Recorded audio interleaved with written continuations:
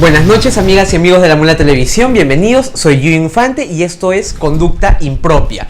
En una semana particularmente preocupante para nuestra región. Acaba de terminar la Asamblea General de la Organización de las Naciones Unidas en medio de uno de sus momentos más críticos. José Miguel Insulza es probablemente el peor o uno de los peores secretarios que ha tenido la OEA. Con su última propuesta, poco antes de iniciar la Asamblea de Cochabamba, Insulza se ha mostrado absolutamente funcional a los sectores menos democráticos de nuestra región, que no solamente atacan sistemáticamente a la Organización de Estados Americanos, sino que están absolutamente orientados a reducir sus competencias.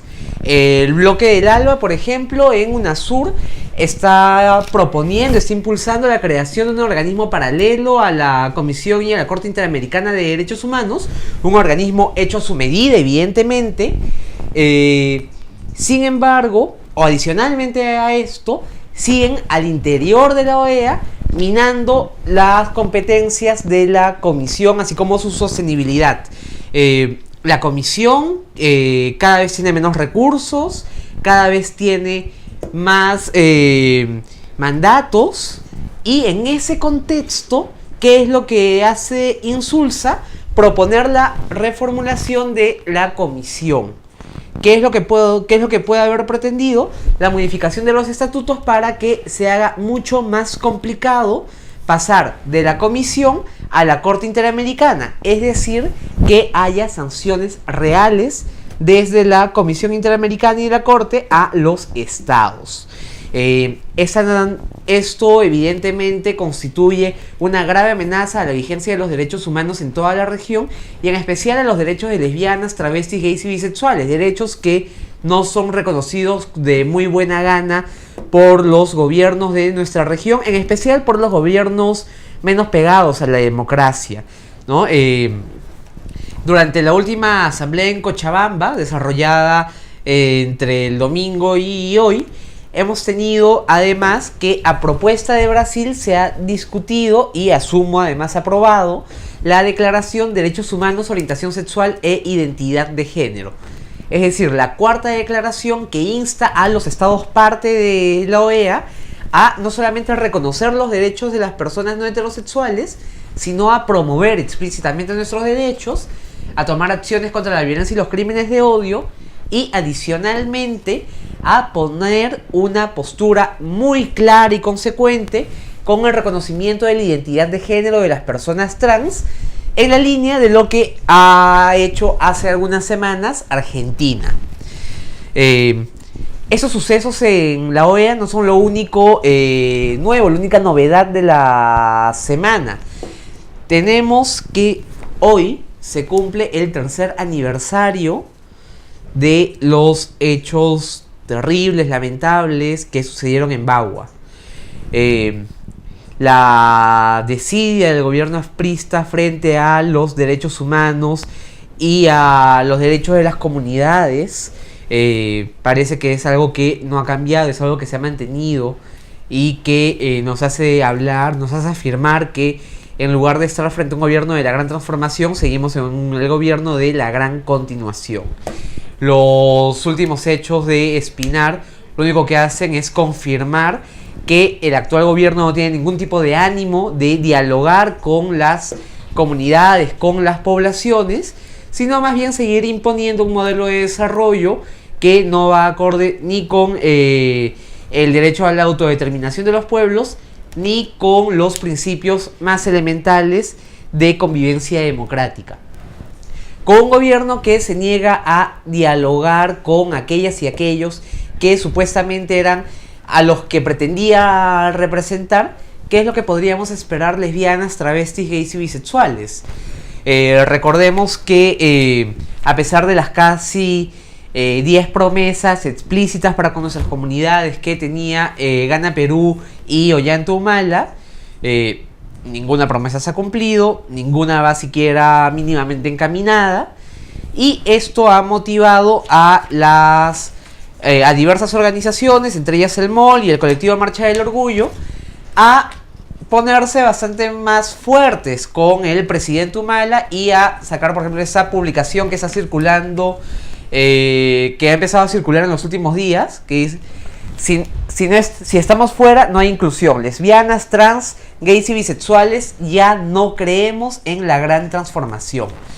Y bueno, yo asumo que los amigos del PNP, del Partido Nacionalista, tampoco creyeron mucho en la gran transformación, ni en la hoja de ruta, al fin de cuentas, ¿no? Porque en este gobierno ha terminado sucediendo lo que suele ocurrir en este país: que quienes pierden las elecciones son los que ganan y gobiernan. Y esto motivó, felizmente, ya era hora, un poco tarde quizás, pero mejor tarde que nunca, motivó la renuncia de Javier Díaz-Canseco y Rosa Mavila a la bancada de Gana Perú. Esperamos que esta renuncia ya confirmada nos permita impulsar además que haya ahora sí una bancada de oposición realmente crítica, fuerte, que le haga el pare a este gobierno y que además lo obligue desde la máxima instancia política que tenemos a tomar acción en la línea de lo que se comprometió explícitamente durante las elecciones, ¿no? Y una de las promesas incumplidas de Ollanta Humala, o cumplidas parcialmente, es la de garantizar la vigencia de los derechos humanos. El Ministerio de Justicia y Derechos Humanos tiene el encargo de promover, de impulsar, de generar el nuevo Plan Nacional de Derechos Humanos 2012-2016. Conducta Impropia estuvo en Ayacucho el último viernes y vamos a ver qué es lo que sucedió en la audiencia más emblemática de la construcción de este Plan de Derechos Humanos, este documento guía para el país. Este marco o este contexto nos fija desafíos y retos en materia de derechos humanos. Por eso, en el Ministerio de Justicia y Derechos Humanos se ha creído y estamos convencidos que un fortalecimiento institucional y una base institucional sólida son necesarias para el cumplimiento del Plan Nacional de Derechos Humanos. Esta base institucional nos ha permitido que el año pasado, en octubre del año pasado, el gobierno del presidente Humala haya decidido, a iniciativa del Ministerio de Justicia, formular el Plan Nacional de Derechos Humanos 2012-2016. Vamos a llevar todo se va a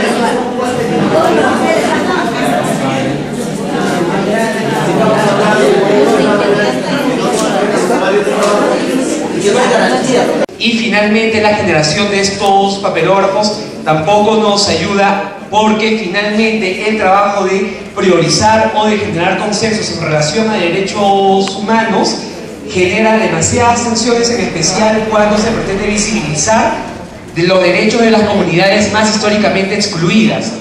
No es coincidencia, por ejemplo, que en esta audiencia los derechos de las comunidades lesbianas, travestis, gays y bisexuales sean casi invisibles y que solamente hayan aparecido en los dos únicos grupos donde ha habido representantes de organizaciones LGTB. En que hemos podido recoger las apreciaciones de todas y todos ustedes, con mayor incidencia incluso en los grupos a los que la sociedad hemos convertido en vulnerables.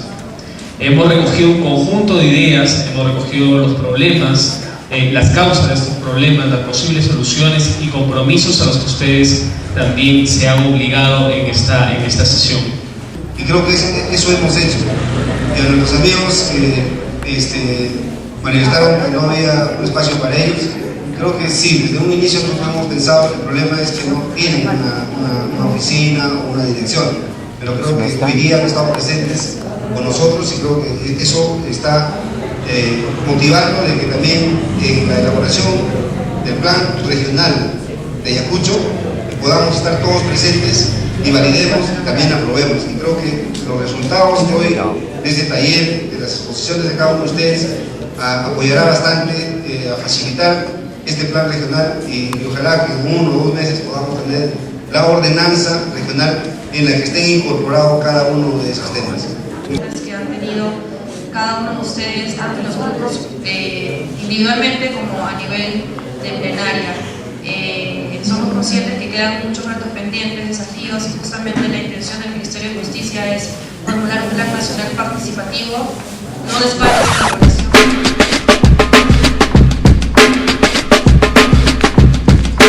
Liz Vélez, que era la persona a la que vimos terminando el video, miembro del equipo del Plan Nacional de Derechos Humanos y del Ministerio de Justicia, tenía razón. Hay muchos retos pendientes. El primero es tener una metodología que permita que el conjunto de poblaciones pueda participar en la construcción del Plan de Derechos Humanos. Una metodología que ha sido cuestionada por la Coordinadora de Derechos Humanos, por la Defensoría del Pueblo, por el Movimiento Homosexual de Lima, se sigue aplicando. ¿Cuáles son los errores? Los vamos a descubrir después de la pausa acá en Conducta Impropia.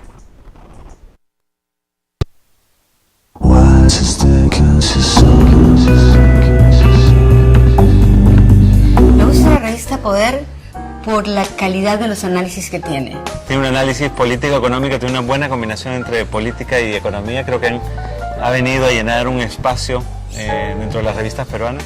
Poder llenó un vacío en el periodismo del Perú, del periodismo escrito, hace investigación económica y de la buena.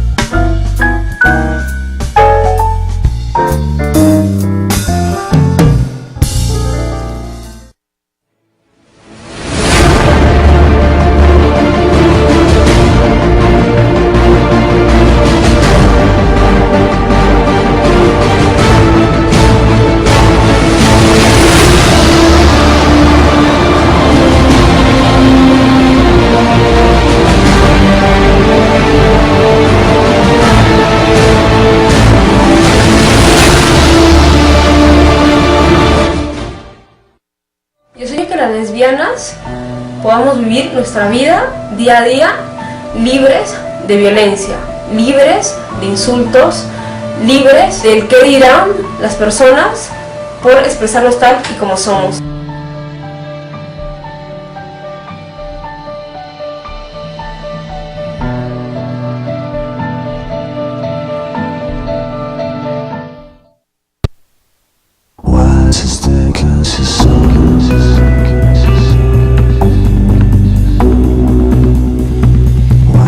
Soñamos con un país en el que haya un plan de derechos humanos que reconozca los derechos de todas y de todos.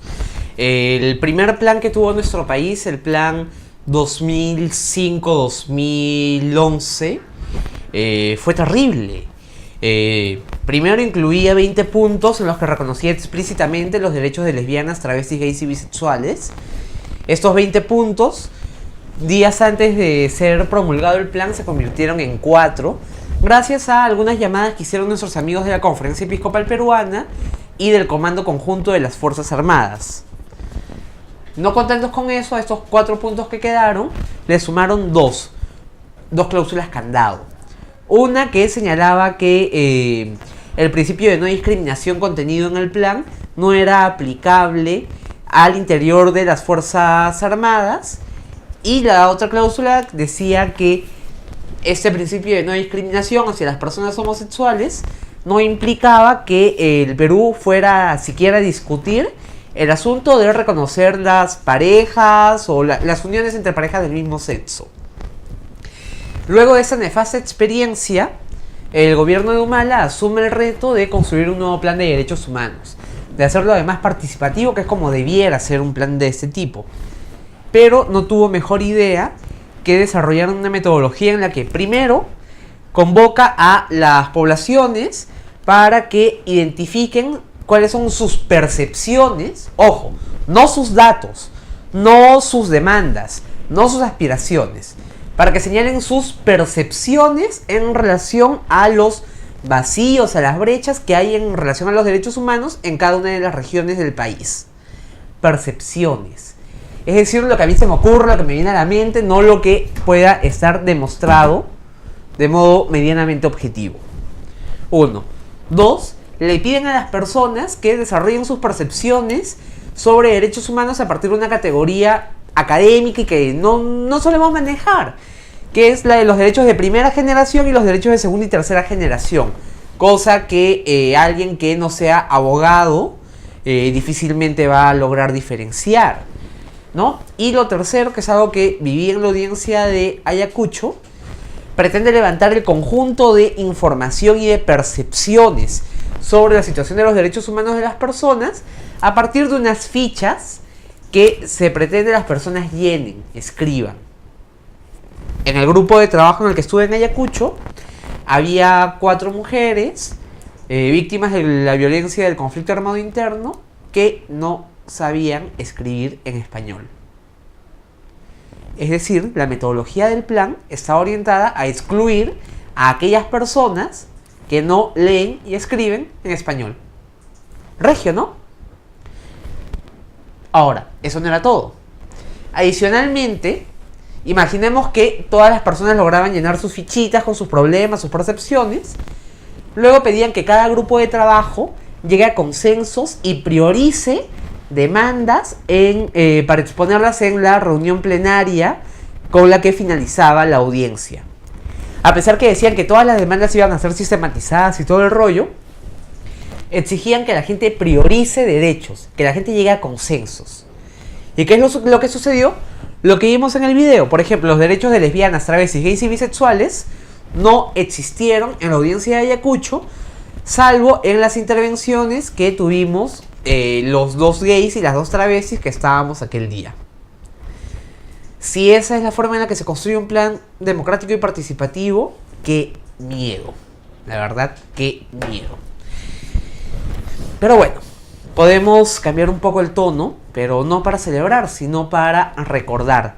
La semana pasada, poco antes de nuestra última edición de Conducta Impropia, nuestras cámaras estuvieron en la ceremonia de construcción o de tejido colectivo del quipu de la memoria lésbica, trans, gay y bisexual.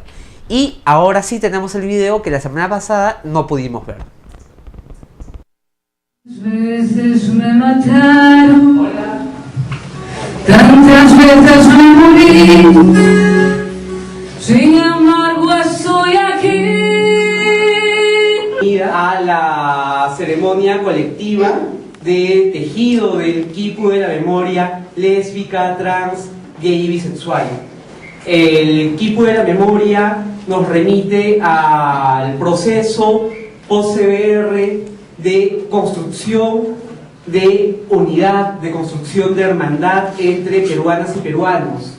Nos remite a uno de los capítulos más dolorosos, más tristes de nuestra historia, pero también nos remite a la posibilidad de hermanarnos, nos remite a la posibilidad de construir un país nuevo, un país donde todas y todos seamos una pieza clave, un país que se vea a sí mismo como un rompecabezas, donde todas y cada una de las peruanas y de los peruanos seamos vistos como valiosos, únicos, irrepetibles y por lo tanto necesarias y necesarios.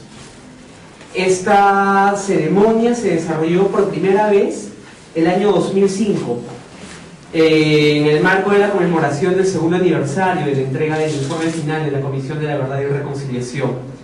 Este informe reveló que el 31 de mayo de 1989 un grupo de merrequistas ingresó al bar Las Gardenias de Tarapoto y asesinó a 8 travestis y gays, única y exclusivamente por ser quienes eran. Poco después del asesinato, el MRTA reivindicó en su diario, en su semanario oficial, Cambio, que habían asesinado a un grupo de lacras sociales que eran utilizadas para corromper a la juventud y que iban a limpiar la sociedad de maricones, prostitutas, infieles, ladrones y drogadictos.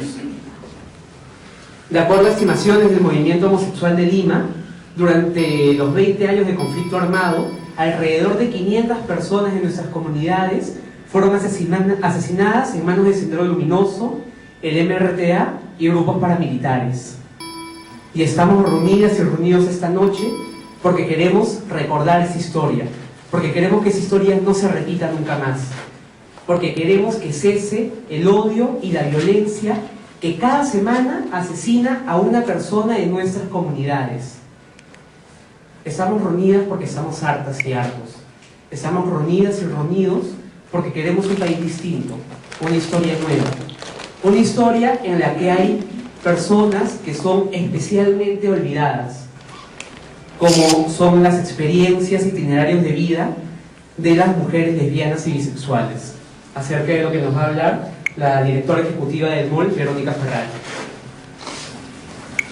Así es, este 2012 visibilizamos puntualmente la sistemática violación de derechos, discriminación, invisibilidad, desigualdad e inclusión que vivimos las lesbianas y bisexuales en el Perú. Esta situación se nos asedia y violenta sexualmente, pero los delitos no se denuncian y quedan impunes porque los perpetradores suelen ser mayormente del entorno familiar o del barrio.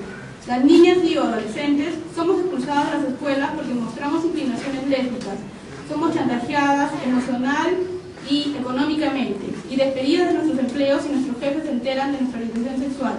Por eso este año el tema eje es la lesbofobia y los crímenes de odio hacia lesbianas. La Comisión de la Verdad y la Reconciliación, en su informe final, dio cuenta de crímenes de lesa humanidad cometidos contra las comunidades de personas travestis y gay en la región nororiental del país. 10 personas fueron asesinadas en Aucayacu en el año de 1986, 8 en Pucallpa en 1988 y 8 en la ciudad de Tarapoto en 1989. Estas revelaciones que la Comisión alcanzó al país forman parte de una larga historia de odio, persecución y violencia que las comunidades de lesbianas, trans y gay aún hoy padecen y enfrentan. La verdad no debe quedar en el olvido. Que el odio y la violencia no vuelvan a repetirse. Queremos vivir en paz, con derechos y justicia. Esta ofrenda pretende visibilizar a través de una serie de símbolos la vida de una mujer lesbiana, urbana, porque son las pocas que conocemos. Sabemos qué pasa en el sector rural. Y acá lo que hemos constituido es la vida pues con algunos símbolos, la pelota, ¿no? En casi todos los casos que van a ver, todas ellas adoran el fútbol, no han jugado fútbol. Los chimpunes, aquellos que tienen los recursos.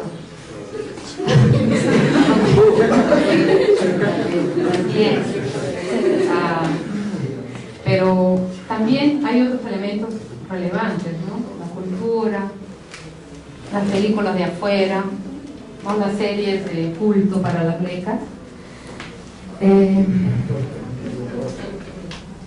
¿Qué más? Los famosos, ¿cómo se llaman esos? High-tech, ¿no? Que son símbolo de las lesbianas con las mamas griegas, una cosa así, no la mama.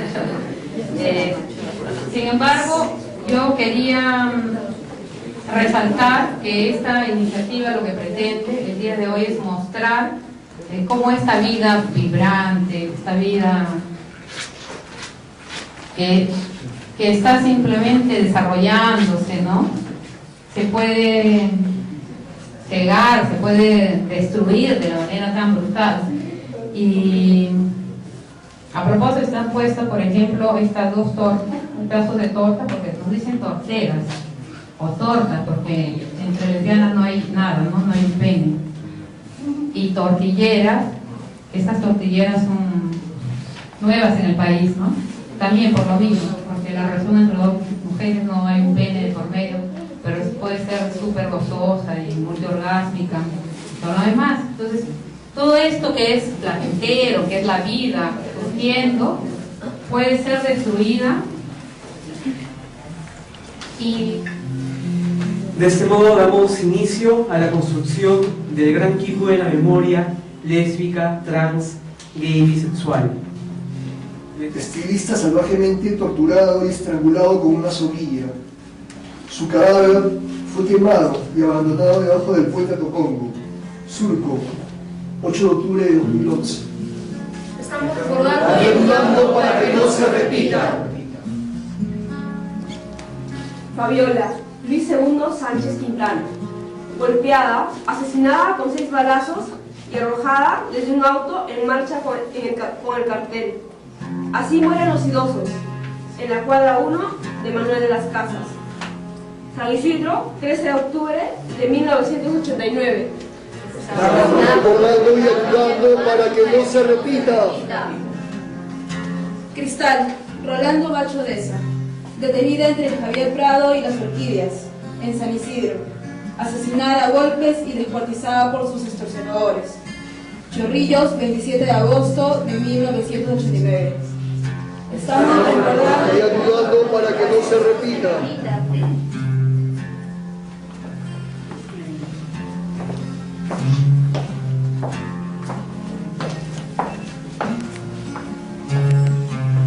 Heidi Salim, Ricardo Milton Salinas Luyo, travesti, cruelmente asesinada a golpes, atada de pies y manos y asfixiada con una cinta de embalaje que le colocaron en la boca. Los autores del crimen fueron Luis Carlos Astete Córdoba y el menor José, con la intención de robarle los objetos de valor de la víctima. 12 de noviembre de 2004. Estamos recordando y ayudando para que no se repita. Queremos escuchar un mensaje de Camila, que es hija de Verónica, nuestra directora ejecutiva. Esperamos que se acepte la memoria, esperamos que se haga justicia, esperamos que se repare a las víctimas, esperamos la reconciliación y la paz. Estamos recordando y ayudando para que no se repita. En esta oportunidad vengo por delegación del Defensor del Pueblo y de la doctora Gisela Viñolo, que es adjunta para los derechos humanos. En estos momentos ellos no han podido asistir a esta ceremonia porque están viendo la conflictividad en Espinar. Hace poco acabo de ocurrir unos casos de unas personas que han fallecido en este conflicto, como de público conocimiento, pero concentrados en múltiples temas que maneja la Defensoría. El defensor no ha querido dejar pasar esta invitación, por la cual agradecemos que nos hagan partícipe de esta ceremonia. He podido tomar cuenta de toda la casuística que viene afectando a los integrantes de la colectividad. Claro, para nosotros este es un punto muy importante porque sabemos que la discriminación, la estigma de discriminación, en realidad es algo que impide la respuesta al VIH, ¿no? Que para nosotros como UCIDA es un tema sumamente importante. Y seguí cantando, cantando el sol como la cigarra, después de un año bajo la tierra, igual que sobre. A mí me gusta leer Poder porque te reta y te incomoda con inteligencia y con estilo. Leo la revista Poder desde su primer número hace ya justamente 3 años, porque es una revista indispensable en la formación de todos quienes queremos entender lo que pasa en el Perú. Es creativa, es inteligente y tiene rigor. Y eso para mí es el periodismo que me gusta y por eso leo Poder.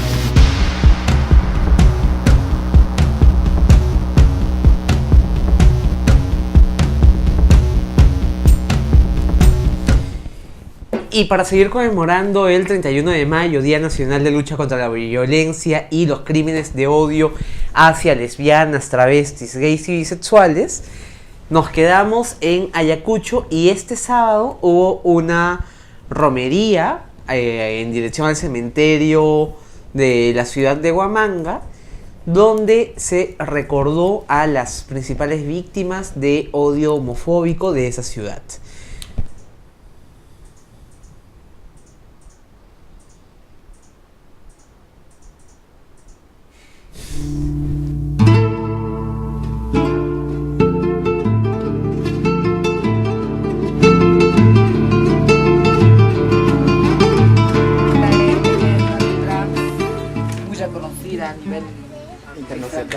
Argentina y en Lima, también una de las ejecuciones más reconocidas, más temibles, porque nos representa Ayacucho y gracias a ella nos respetan a Ayacucho. a las elecciones en Lima, no en la capital. ¿Qué cosas hizo ella? ¿Cómo se llamaba? Ella ha hecho de todo, por esta comunidad ha luchado contra el terrorismo y todo, hay que ser se escapó por el terrorismo, ¿no? Ajá, se fue porque la victimizaron es la única, las primeras sendero y tuvo que irse a Lima.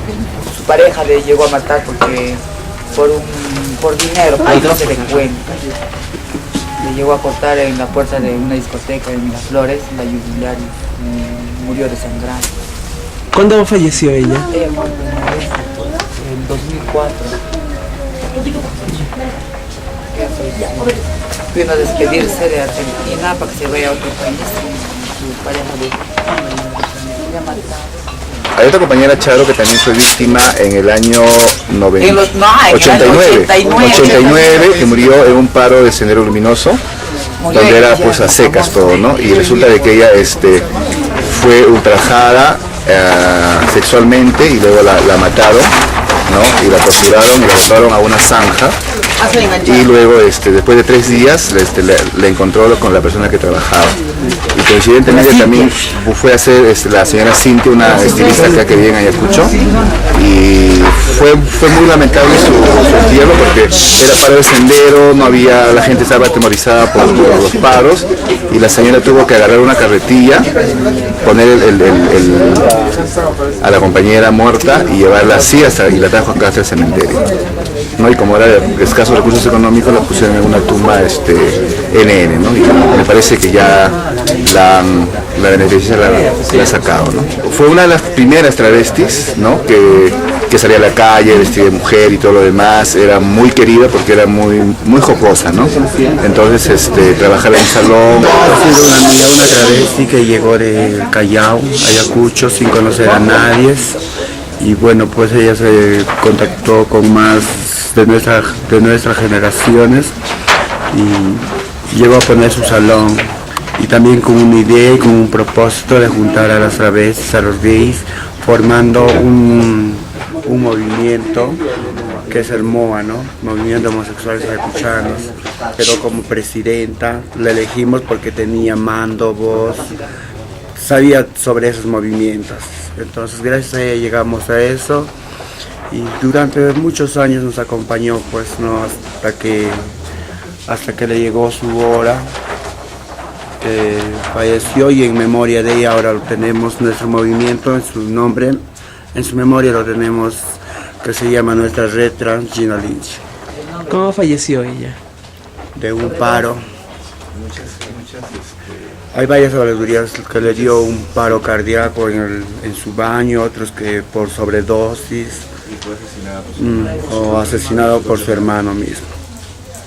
Hay varias versiones de su muerte. Ella siempre vivió sola, su hermano vivió en Estados Unidos, y ese día que ella estaba festejando fiestas patrias, se puso a tomar con su hermano, y lo más cercano a lo que nosotros hemos podido llegar es que ella ha sido víctima de la violencia de su propio hermano, ¿no? Y eso es lo que sabemos hasta ahora, ¿no? Bueno, ese día porque yo estuve el día 28, al día siguiente falleció, porque yo lo vi el 28 en su casa, fue al mediodía. Vivía con su hermano, un hermano que, bueno, pues era drogadicto, alcohólico, ¿no? A lo que se presume la doctora que le vio el día siguiente que tuvo una hemorragia interna. ¿Producto de qué? A consecuencia de que no se sabe, solamente le encontraron ya en el baño de su casa desangrado, ¿no? Eso fue lo que Juan García Medina, colega mío, docente de corazón y de vocación, una persona muy profesional, muy humana, muy sensible, que ahora pues ya no se encuentra presente con nosotros, pero desde donde esté siempre sentimos su alegría y su carisma y de lo que él hemos aprendido. Juancito lamentablemente pues fue también una víctima de lo que son los crímenes de odio. Murió a manos de un militar que lastimosamente entró en su casa y se ensañó vilmente hacia él, contra él y también a su mamá. Fue uno de los acontecimientos más funestos y tristes en Ayacucho por la violencia que mostró la muerte de Juan. Era nuestro amigo de, ¿cómo se llama? Todavía éramos cada misma promoción de colegio, Mayli. Ella se fue con la ilusión de ser, su ilusión es terminó el colegio y quería ser él quería ser transexual, operarse. Pero ya no supimos más hasta que se fue a Lima y bueno, volvió ya muy delicadito de salud. Su pareja lo trajo acá a Ayacucho y lo dejó acá en su casa. No les entendía a sus padres, no los entendía y entonces tuvo que irse. Allá vio la vida como es en Lima, pues como es muy dura, pues ahí obtuvo la enfermedad, pues vino acá. ¿Cuántos años tenía ella? En el momento, ahorita, ¿cuándo falleció? Murió 29. Pues habrá retornado al 99 más o menos. Sí, aquellas fechas. Sí, al siguiente. ¿Tú la conociste a ella? Sí. ¿Cómo era ella? Muy bonita, tan guapa, costurera, sí. Aquellos tiempos muy bonita. Mi contemporáneo, porque salíamos él, su nombre es Mario, nos le llamamos Maylin, Mario, yo y ¿cómo se llama la que decimos la cara? Ciro. Con Ciro, siempre, y éramos la misma promoción, era un año mayor que yo y ¿cómo se llama? Más paraba con Ciro, se hicieron muy amigos con Ciro. No, también nosotras con... Ya cuando se hizo travesti, o sea, digamos éramos así normal. Así movidos. Dalila ha sido amiga íntima de Gino, también se quedaba por largas temporadas aquí en Ayacucho y te hablo de hace como 20 años atrás, ¿no? Y cuando muere Gino, en el entierro, la Dalila dice que la lleve, ¿no? Y que no se queda solo porque eran amigas de años, de la infancia hasta la muerte, porque la que se la llevó a la tumba fue la Gino, ¿no? Ella ha sido una persona bastante mayor, murió casi a los 78 años, ya, y no víctima de la violencia, pero sí una de las también que han hecho que el movimiento en Ayacucho se organice, ¿no? Máximo Cayet, más conocido como Coco, ha sido una de las primeras mariconas aquí en Ayacucho que murió víctima no de la violencia, sino víctima del VIH. En ese entonces todavía no había tratamiento. No se conocía ni se sabía mucho de esta enfermedad. Incluso a la muerte de ella hubo una cacería de brujas donde estaban gays, y las pocas travestis que había, iba a la fiscalía, iba el hospital a meternos a los carros como delincuentes y nos llevaban a sacarnos la prueba obligatoriamente. ¿En qué año fue eso? El año 95. Me acuerdo que entraban a los bares, no había muchas discotecas, y glosa deportiva donde había travestis las sacaban a todas de frente al tamizaje al hospital, ¿no? Hasta del centro de trabajo nos sacaban, yo estaba trabajando donde estaba y de mí me sacaron. En aquellos años ¿Cómo quién se parecía de la gente? Sí. Teníamos que esperar unas 2 semanas, 15 días para que nos traigan el resultado de la prueba. Porque te hacían la prueba a la fuerza. A la fuerza. O sea, ya como una redada así nos cogíamos, inclusive estaba trabajando en un salón de belleza. O sea, ni siquiera puteando. No, nada. Se llevaban de la cosa deportiva. A mí, por ejemplo, fue la fiscalía y me sacó de mi trabajo una orden diciéndome que yo tenía que ir a rendir mi manifestación, de cuál era mi cercanía con esta persona, qué tipo de enfermedad tenía, con quienes él se había relacionado sexualmente como de forma amical, y de frente la fiscalía al hospital a sacarte la prueba. Bueno, en ese entonces todavía no conocíamos mucho, ¿no? de lo que ya conocemos ahora sobre derechos y toda la situación. Ahora sí. Ahora ha cambiado de aquel año, ahora sí cambió bastante. La sociedad cambió. Antes nos marginaban, que Ayacucho era muy marginado. Incluso su noticia salió en el periódico Correo, me acuerdo. Correo Ojo, de ese entonces, con fecha 30 o 31 de julio. ¿De qué año? Del año 95, manifestaron con nombre y apellido, ¿no? Incluso dijeron de que había muerto por VIH, ¿no? Entonces se vulneró todos sus derechos en ese entonces. Y aparte, como te decía al inicio, no se conocía que había un tratamiento ni nada por el estilo, ¿no? Menos que no podían haber, o sea, que no podían actuar de la forma como actuaron, ¿no? Sacarnos violentamente, arbitrariamente y todo lo demás. Huguito muere en 97, también víctima del VIH, y lo sacaron del trabajo, tuvo que hacer un juicio al Banco Interbank para que lo puedan reponer al trabajo. Y eso fue un rollo horrible, porque incluso la gente comentaba, decía que porque lo habían sacado por esto, por el otro, ¿no? Y él inició un juicio al Banco Interbank en ese entonces y retornó al banco a trabajar, le dieron su indemnización, pero lamentablemente llegó a fallecer. Él falleció en agosto, el 17-18 de agosto del 97. ¿Él llegó a acceder a tratamiento? No. ¿Ni por el IPS? No, en ese entonces no se conocía tratamiento, o sea, no sabíamos que había tratamiento, ¿no?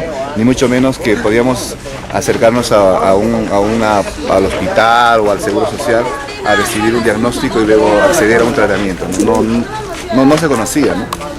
Y por eso que muchas han fallecido, y muchas también han fallecido y están en el anonimato, ¿no? Por situaciones familiares y cosas por el estilo, ¿no? Un tiempo estuvo trabajando, lo repusieron, pero ya de ahí, ya bueno, pues obviamente se puso ya mal.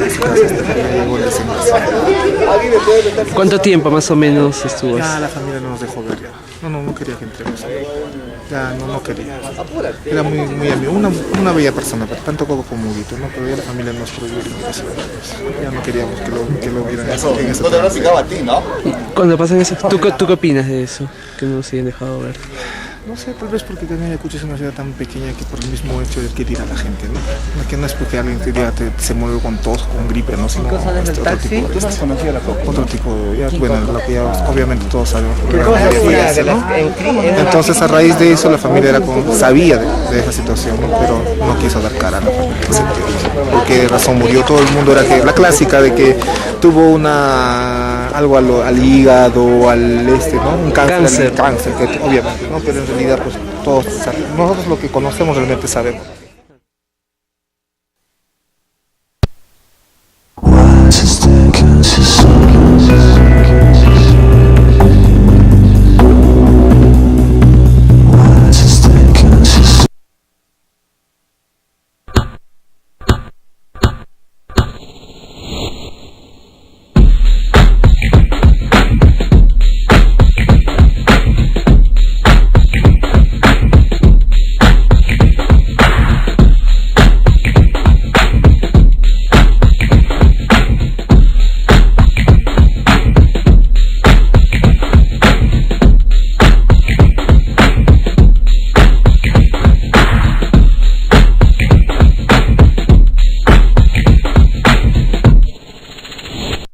Me encanta leer.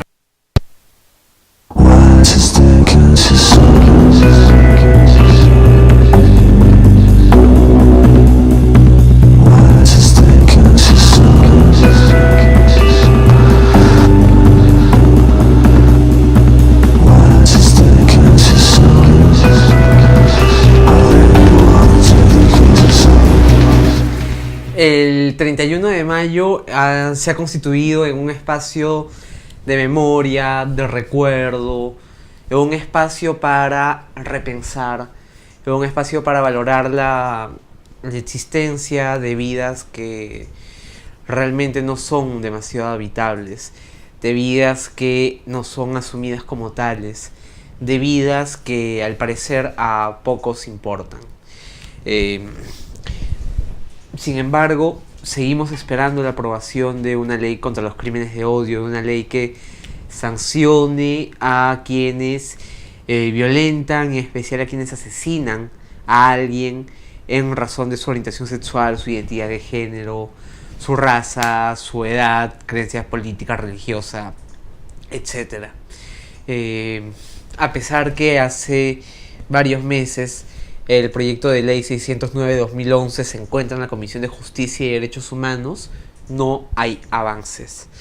A pesar que la comisión presidida por Alberto Bengolea está solicitando una y otra vez opinión favorable a diversas organizaciones en relación a este proyecto de ley, no hay avances. No sabemos qué es lo que está esperando el congresista Bengolea. Quizás más muertes, quizás más sangre, quizás más cadáveres.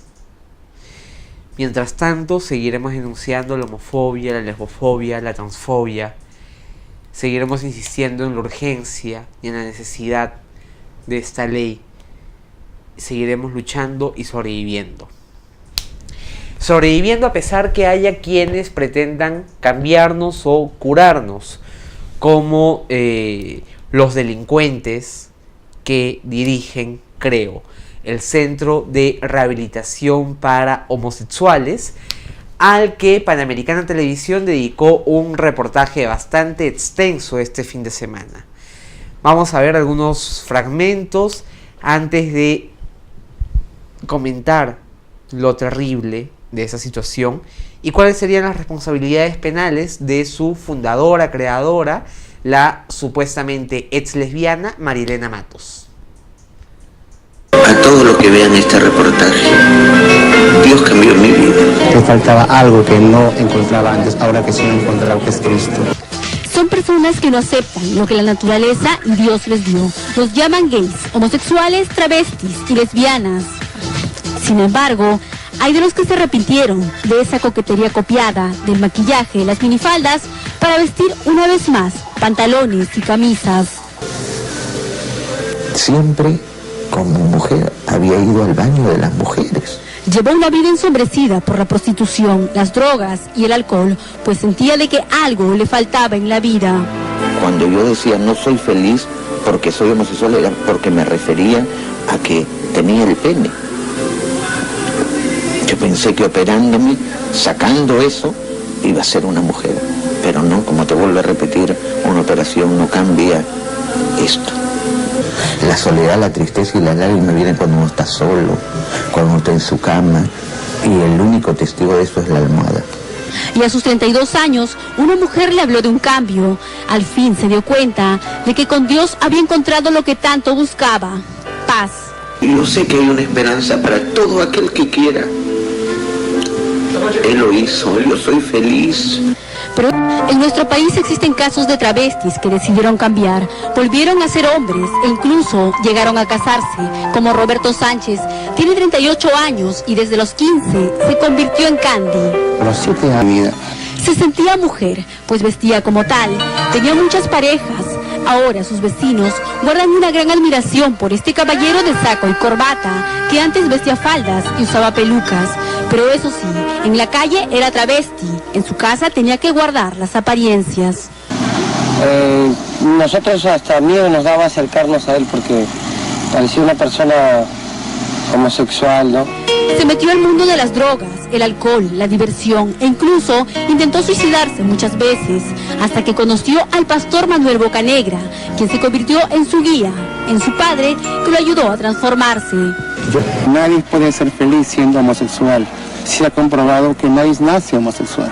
Yo no nací, solo tenía un sentimiento, una práctica homosexual. Yo creía que era homosexual, pero realmente no era homosexual. Sin embargo, hay de quienes no creen en el cambio y dicen estar orgullosos de lo que son. Nadie ahorita en esta vida te puede cambiar de la noche a la mañana porque nadie te da el derecho, por el hecho de tener una institución, a hacer o decir semejante barbaridad. ¿Estás conforme con lo que eres? Obvio, me siento bien, sobre todo. Las chicas me gustaban por lo que yo no tenía, ¿no? Algo que yo no tenía, por ejemplo, el carisma, la belleza, la forma de comportarse, su propio gas. Aún recuerda su vida llena de alcohol, drogas y diversión. Por sus problemas amorosos intentó suicidarse 3 veces. Busqué todo, psicólogo, busqué a Cristo y no soluciona nada, así que mejor me mato. No hay ni un homosexual, ni un travesti, ni una persona lesbiana que no sufre por eso.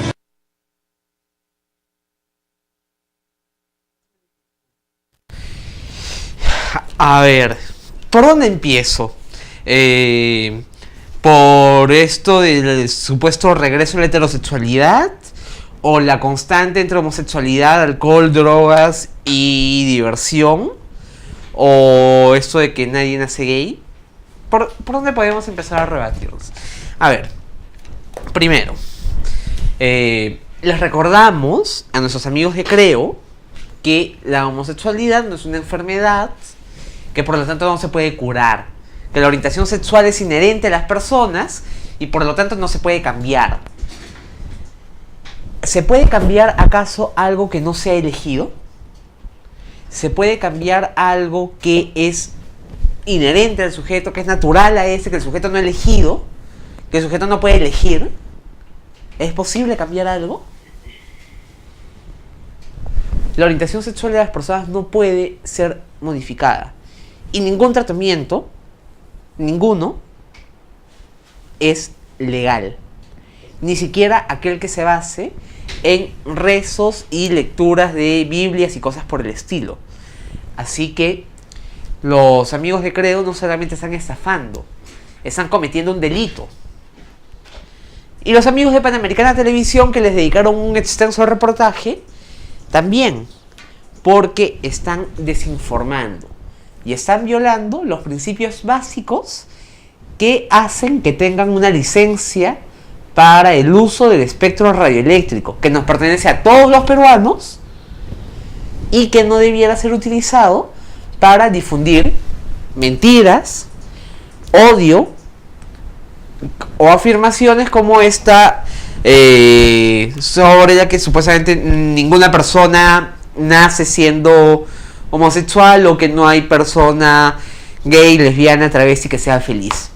Lamento decepcionar a Marilena Matos, que según ella es una ex lesbiana, pero no es más que una vil mentirosa, delincuente, que atenta contra la salud de las personas, que estafa, que utiliza un supuesto discurso de derechos humanos para violar los derechos humanos, que utiliza el supuesto discurso de la libertad para que las personas se generen daño a sí mismas.